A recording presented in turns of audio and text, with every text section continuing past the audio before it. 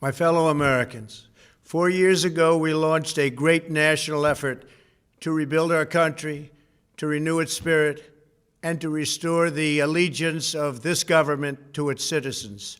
In short, we embarked on a mission to make America great again for all Americans.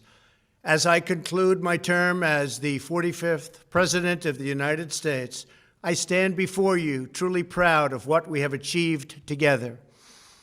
We did what we came here to do, and so much more.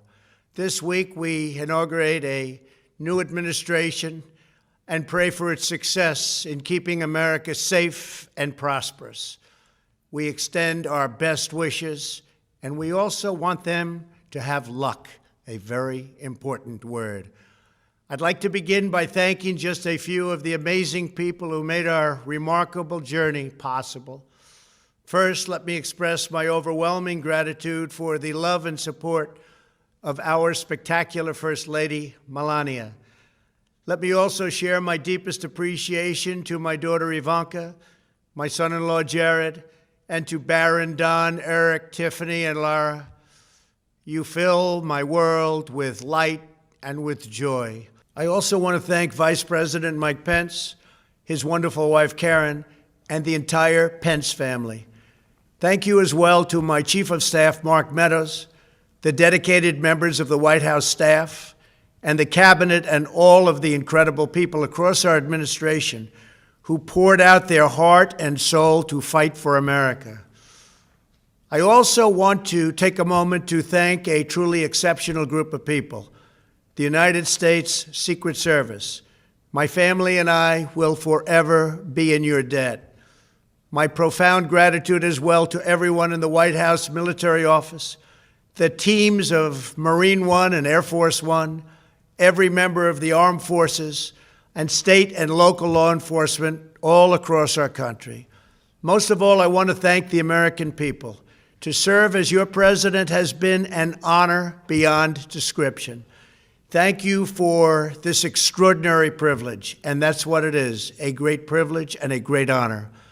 We must never forget that while Americans will always have our disagreements, we are a nation of incredible, decent, faithful, and peace-loving citizens who all want our country to thrive and flourish and be very, very successful and good. We are a truly magnificent nation. All Americans were horrified by the assault on our Capitol. Political violence is an attack on everything we cherish as Americans. It can never be tolerated. Now more than ever, we must unify around our shared values and rise above the partisan rancor and forge our common destiny. 4 years ago, I came to Washington as the only true outsider ever to win the presidency. I had not spent my career as a politician, but as a builder looking at open skylines and imagining infinite possibilities. I ran for president because I knew there were towering new summits for America just waiting to be scaled. I knew the potential for our nation was boundless as long as we put America first.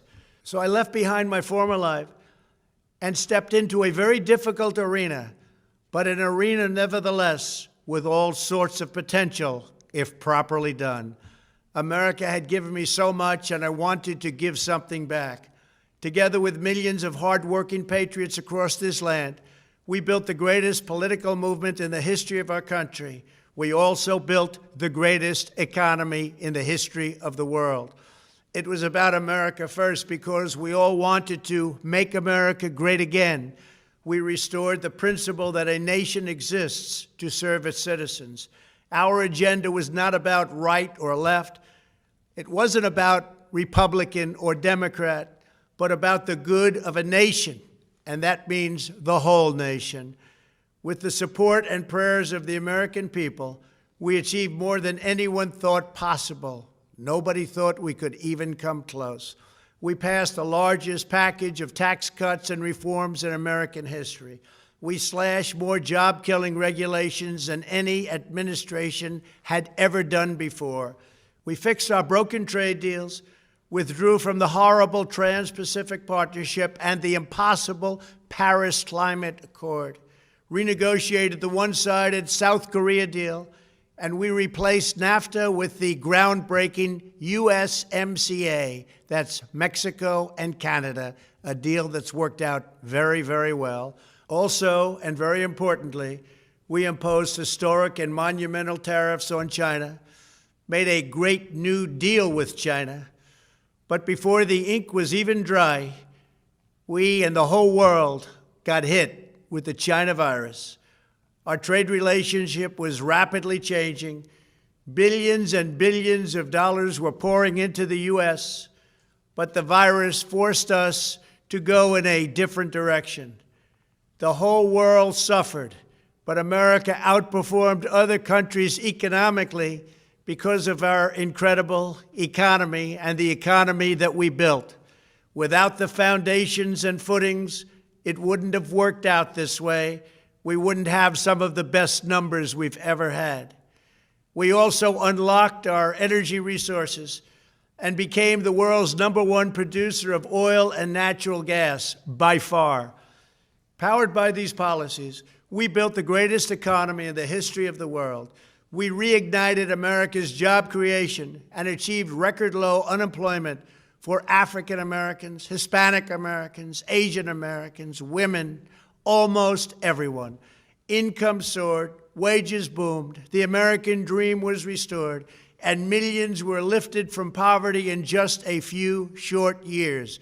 It was a miracle. The stock market set one record after another, with 148 stock market highs during this short period of time, and boosted the retirements and pensions of hardworking citizens all across our nation. 401ks are at a level they've never been at before. We've never seen numbers like we've seen, and that's before the pandemic and after the pandemic. We rebuilt the American manufacturing base, opened up thousands of new factories, and brought back the beautiful phrase, "Made in the USA." To make life better for working families, we doubled the child tax credit and signed the largest ever expansion of funding for child care and development.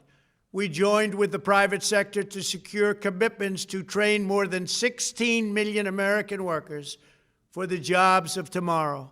When our nation was hit with the terrible pandemic, we produced not one, but 2 vaccines with record-breaking speed, and more will quickly follow. They said it couldn't be done, but we did it. They called it a medical miracle, and that's what they're calling it right now, a medical miracle. Another administration would have taken 3, 4, 5, maybe even up to 10 years to develop a vaccine. We did it in 9 months. We grieve for every life lost, and we pledge in their memory to wipe out this horrible pandemic once and for all. When the virus took its brutal toll on the world's economy, we launched the fastest economic recovery our country has ever seen. We passed nearly $4 trillion in economic relief, saved or supported over 50 million jobs, and slashed the unemployment rate in half. These are numbers that our country has never seen before.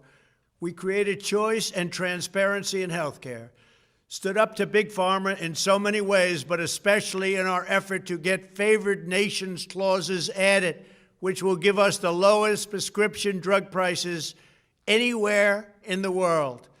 We passed VA choice, VA accountability, right to try, and landmark criminal justice reform. We confirmed 3 new justices of the United States Supreme Court. We appointed nearly 300 federal judges to interpret our Constitution as written. For years, the American people pleaded with Washington to finally secure the nation's borders. I am pleased to say we answered that plea and achieved the most secure border in U.S. history. We have given our brave border agents and heroic ICE officers the tools they need to do their jobs better than they have ever done before, and to enforce our laws and keep America safe. We proudly leave the next administration with the strongest and most robust border security measures ever put into place. This includes historic agreements with Mexico, Guatemala, Honduras, and El Salvador, along with more than 450 miles of powerful new wall. We restored American strength at home and American leadership abroad. The world respects us again. Please don't lose that respect. We reclaimed our sovereignty by standing up for America at the United Nations and withdrawing from the one-sided global deals that never served our interest. And NATO countries are now paying hundreds of billions of dollars more than when I arrived just a few years ago. It was very unfair. We were paying the cost for the world. Now the world is helping us. And perhaps most importantly of all, with nearly $3 trillion, we fully rebuilt the American military, all made in the USA. We launched the first new branch of the United States Armed Forces in 75 years, the Space Force. And last spring, I stood at Kennedy Space Center in Florida and watched as American astronauts returned to space on American rockets for the first time in many, many years. We revitalized our alliances and rallied the nations of the world to stand up to China like never before.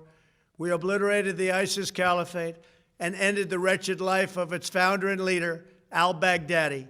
We stood up to the oppressive Iranian regime and killed the world's top terrorist, Iranian butcher Qasem Soleimani.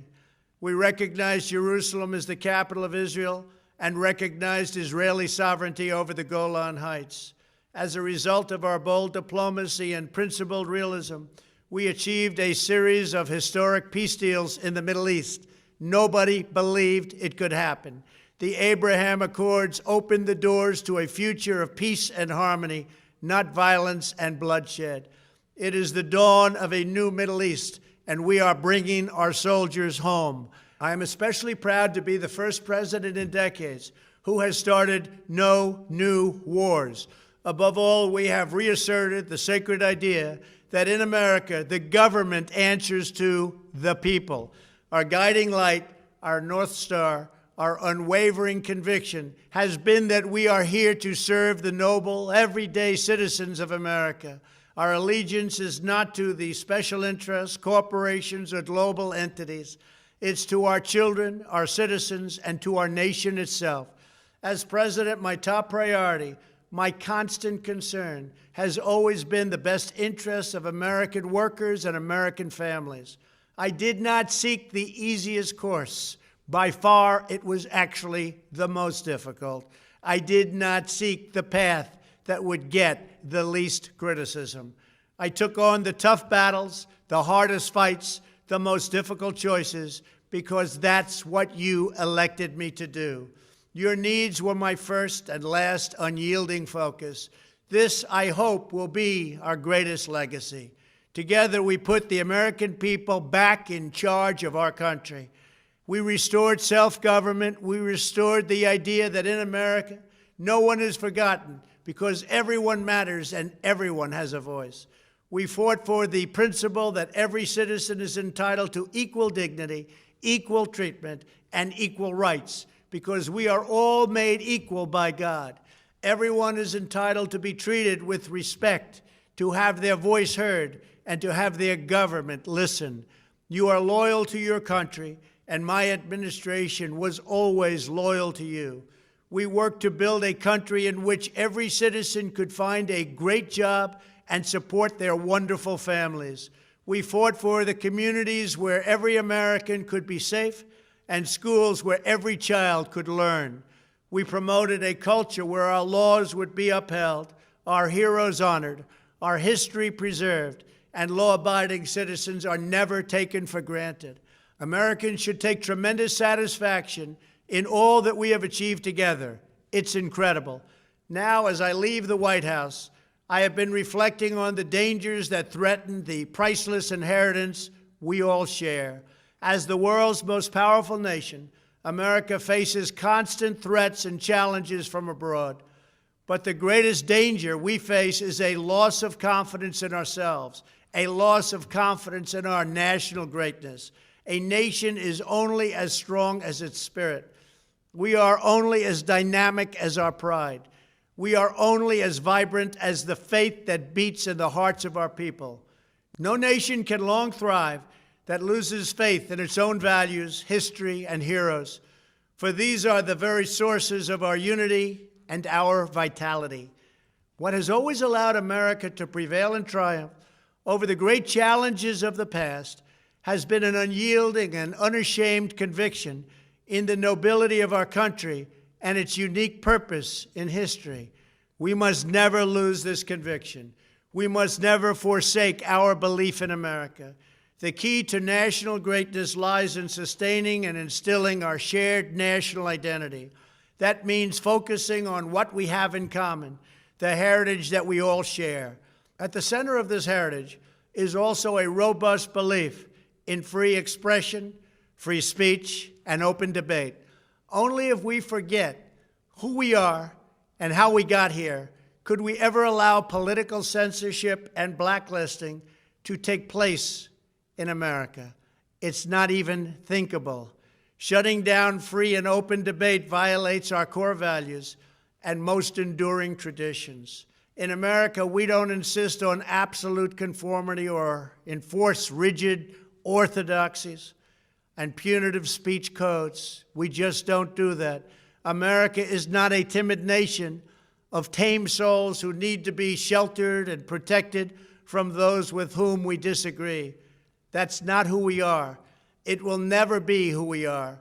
For nearly 250 years, in the face of every challenge, Americans have always summoned our unmatched courage, confidence, and fierce independence. These are the miraculous traits that once led millions of everyday citizens to set out across a wild continent and carve out a new life in the Great West. It was the same profound love of our God-given freedom that willed our soldiers into battle and our astronauts into space. As I think back on the past 4 years, one image rises in my mind above all others.